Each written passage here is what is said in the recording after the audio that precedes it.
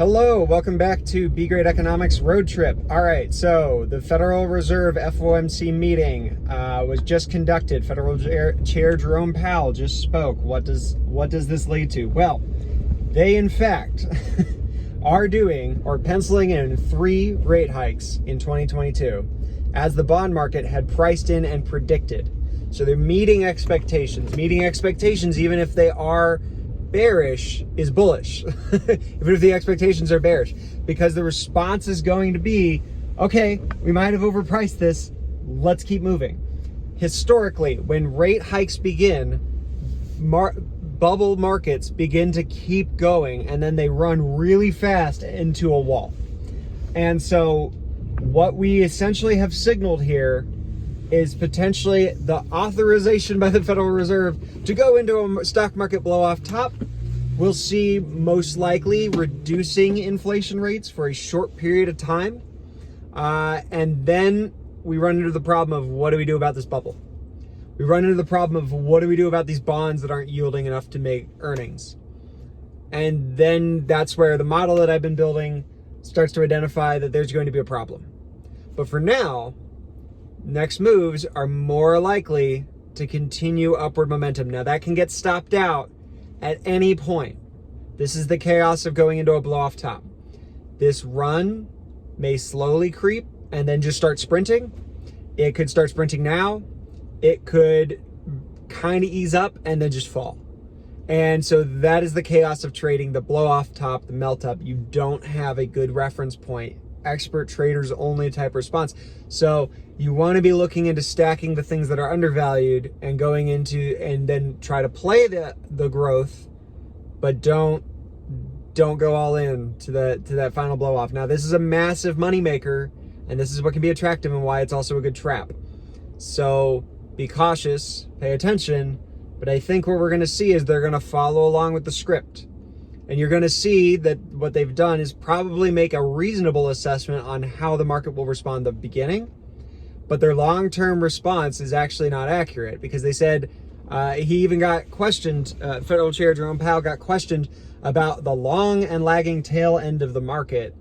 And he talked about the 18-month response time to tapering. And he talked about how they realize and acknowledge, which is bullish in this statement, acknowledging that they have an effect, which means that they're not going to speed it up from here.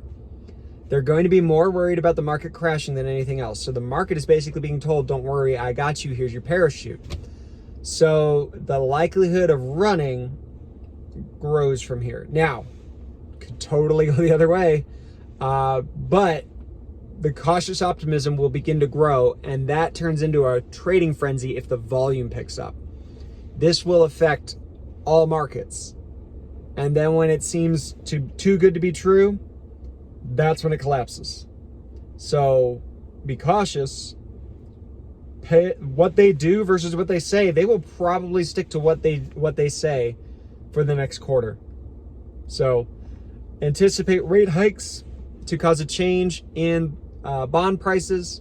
Anticipate more bubbling of the stock market, and increased volatility over time. As you get into second quarter or first quarter, expect that volatility to kick off, but that volatility can be to the upside, so it doesn't necessarily mean the VIX spikes to the top. So just be prepared for that. Still ride hedges, but you can build an opportunity on trading that vol. And that's why I've been building this model, is so what we've identified is we're still in phase 3, and we're probably going to go into phase 4, Q2 or later. So we've had a delay in the response. And so the stock market is basically giving the market authorization in terms of sentiment to keep going. What does that do to crypto, gold, and silver? It means gold and silver chop sideways because inflation is high, and they're printing that inflation will continue. So markets will begin to do what I'm saying, which is stack. You're going to get dips. You're going to get maybe some downtrending. But ultimately, the bad dip would be in a market crash, the liquidation event. That would be the spring event in phase C in a Wyckoff accumulation phase, would be that final opportunity. But for now, the pricing makes it attractive to continue to add to positions there while you also take advantage of the market moves that are going to happen here.